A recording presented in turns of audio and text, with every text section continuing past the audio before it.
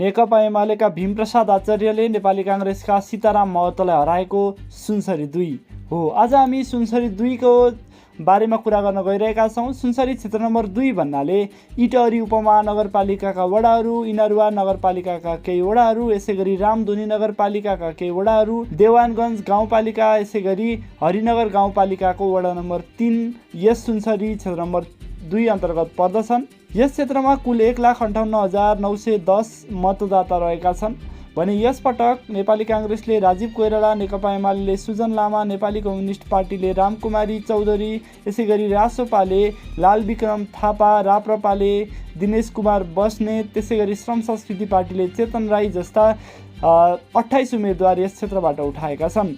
यस निर्वाचनमा एकातिर नेकपा एमाले आफ्नो सङ्गठनिक पकड र विरासत जोगाउँदै जितको यात्रा जारी राख्ने दाउमा छ भने अर्कोतिर नेपाली काङ्ग्रेस पुरानो जनमत फर्काउने कसरतमा छ।